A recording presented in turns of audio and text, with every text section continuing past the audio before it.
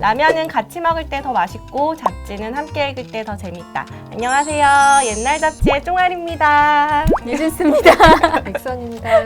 오늘은 1995년도 여행을 한번 해보려고 하는데요.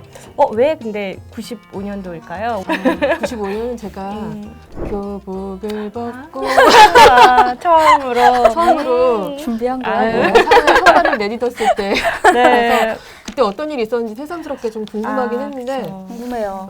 네. 3월호를 딱 펼쳤는데 보자마자 너무 눈에 띈 게 이 모래시계.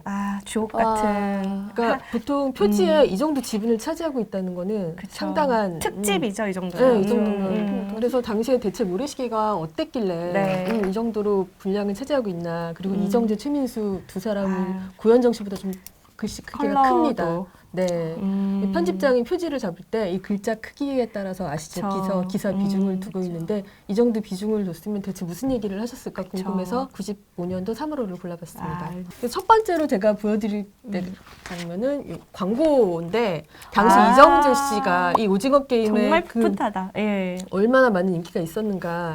당시 그 음. 이동통신 광고는 스타들의 등용문 그쵸. 최고 스타들이 삐삐 혹시 뭔지 알아요? 그럼요.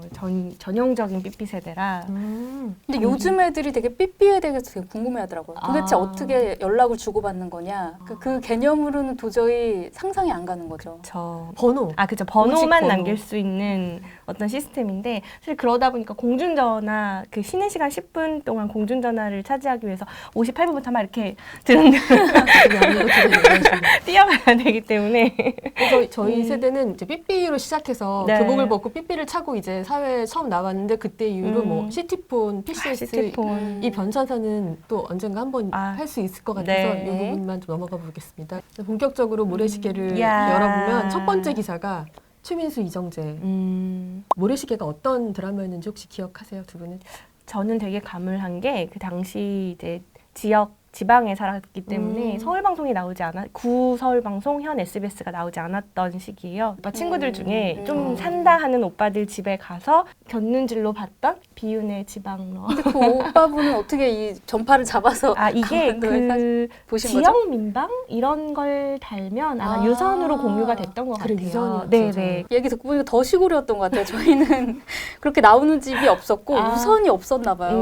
저희는 비디오 테이프로 비디오도 봤어요, 맞아. 나중에. 비디오 테이프 대여소에서 그 다음 날 그러니까 불법 복제겠죠? 그 복제해서 그걸 500원에 빌려줬던 거를 구해서 봤던. 근데 그것도 되게 경쟁률이 치열해가지고 불법 복제도 뭐 한계가 있지 않겠습니까? 점점 화질이 떨어져. 그 당시 모래시계 하면 이제 귀가시계로 불렸다. 그쵸. 이게 방영 초기에 월, 화, 수, 목 4회 그래요? 사회 주 출전할 2회가 때, 아니라? 네. 그래서 한 뭐 2달간 방송님이 끝내버렸는데 그래서 다들 월, 화, 수, 목 이거를 보기 위해서 퇴근을 급히했다. 그래서 일일 귀가시계로 드라마네요? 불렸다. 거의 진짜. 그래서 당시 시청률이 지금 보면 어마무지한데 말도 안 되는 시청률이죠. 최고 시청률이 64.5%. 근데 저는 그때 귀가시계라고 했지만 이거 아랑곳하지 않고 보지 않았기 때문에 그때 한창 되게- 대학교 1학년 막 들어가셨을 때죠? 그죠. 네. 놀기 정신 없었던. 그래서 저는 뒤늦게 28년 만에 정주행을 했는데 근데 그때 네. 이제 그냥 간간히 봤던 거랑 이번에 보니까 확실히 정말 잘 만든 드라마구나라는 맞아요. 생각이 들어요. 웨이브에서 보셨죠? 네, 웨이브. 웨이브에서 지금 나오고 있습니다. 혜린이 아가씨를 옆에서 복귀하는 백제의 역할의 이정재 씨가 제이 맞아 제이. 그래서 원래 남자 주인공은 투톱은 실은 박상원 씨랑 그쵸. 최민수 씨인데 존재가 없이 사라졌어요. 두 분 없이. 그분의 이름이 싹 사라지고 최민수와 이정재 대체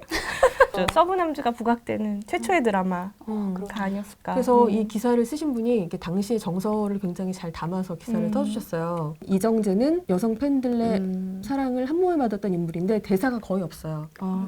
대사 없었던 이거 뭐죠? 검도가 검도 열풍. 그쵸.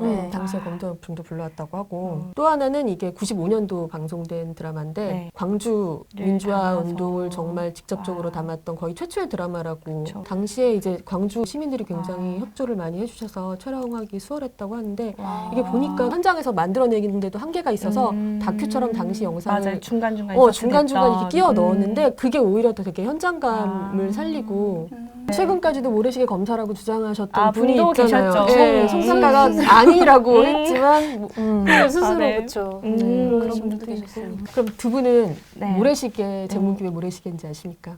왜요? 저 사실 뭔가 그걸 이렇게- 모르겠네. 맞아요. 정주행한 제가 알려드리면 5회에서 네. 그 윤혜린의 아버지 카지노 대부 박근영 씨 테이블에 모래시계가 잠깐 나와요. 한번 이렇게 뒤집어 놓는 정도로 나오는데 본격적으로 이제 얘기가 언급되는 게 16회 딸에게 이 카지노를 물려주면서 물려주면서. 아버지가 이런 말씀을 하십니다. 모래시계가 한쪽 모래가 다 떨어지면 끝나는 게 우리 사는 거랑 똑같다.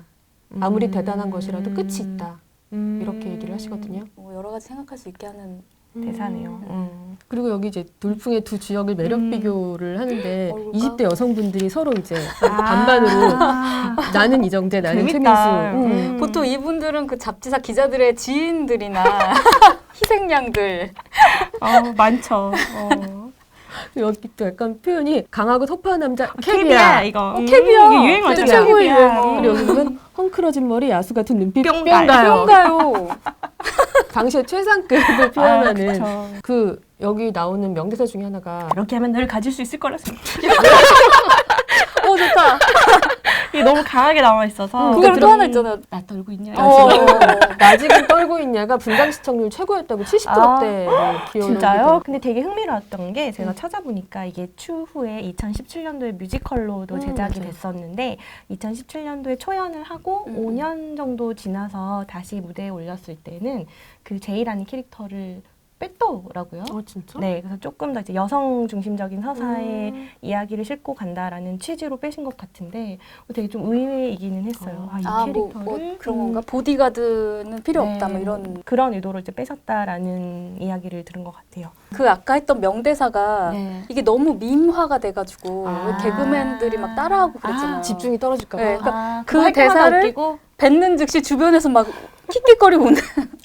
진중해야 되는데 그래서 그 명대사임에도 살릴 수 없었다 그런 기사를 보면 고민을 많이 했겠네. 그렇죠.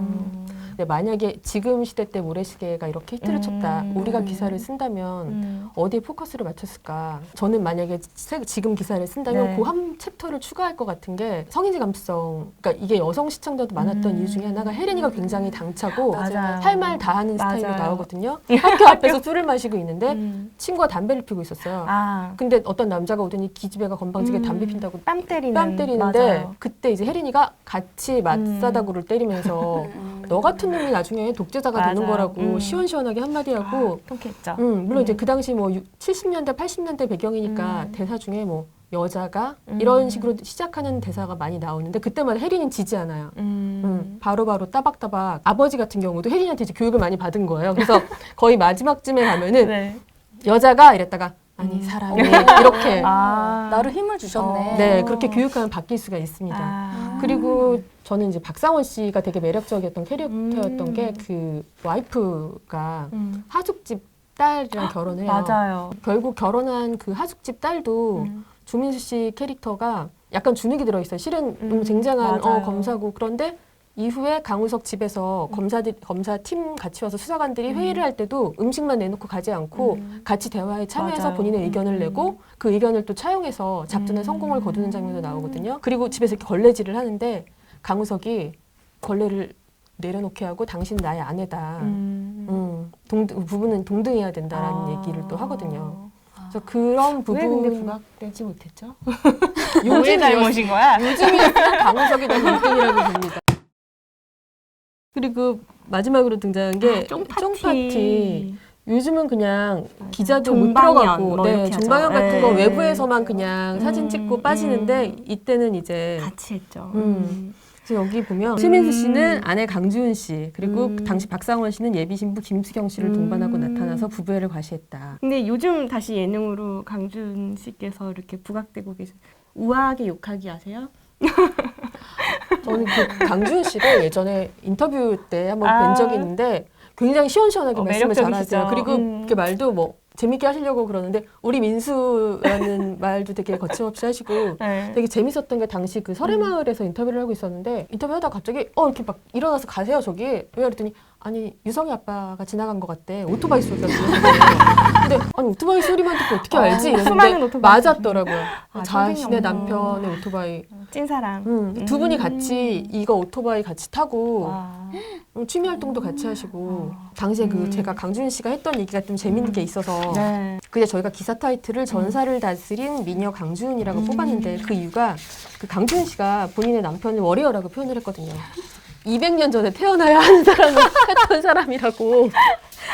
어울려. 딱 맞는데. 표현이 너무 맞아서.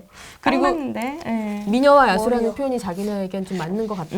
음. 그러니까 미녀와 야수를 보면 미녀가 숟가락을 두고 수프를 떠먹으려다가 야수는 그냥 먹잖아요. 네. 그걸 보고 미녀도 숟가락을 같이. 내려놓고 같이 동화되는. 아, 멋있는 분이네. 그래서 같이 같이 이거 타고 타고. 다니시고 바이크 아. 타고. 그렇게 하시고 이제 우아하게 욕하시고. 아. 모래시계가 3월호를 다뤘는데 4월호에도 아, 끊이지 않고 그쵸. 이게 여운이 계속 남았나 봐요. 그래서 송진아 작가 얘기가 나오는데 근데 여기 보면 그 외아들 한세라고 나오거든요. 네. 근데 이분이 진한세 작가라고 인간 수업. 이세 넷플릭스. 작가로 또 네. 맹렬하게 활동을 하고 계세요. 아, 피를 못 속이나 봐요, 진짜. 그런가 봐요. 유전자가 있나 보다. 이런 거 보면 되게 흥미롭고 와, 근데 사실 이거 하나 꼭 말씀드리고 싶어요. 저희가 이 95년도를 선배가 보셨지만 그 뒤에도 굉장히 재밌는 얘기들이 많아서 이 한 해에 다 담을 수 없어. 저희 정말 아쉬웠거든요. 꼭 봐주세요. 구독, 좋아요.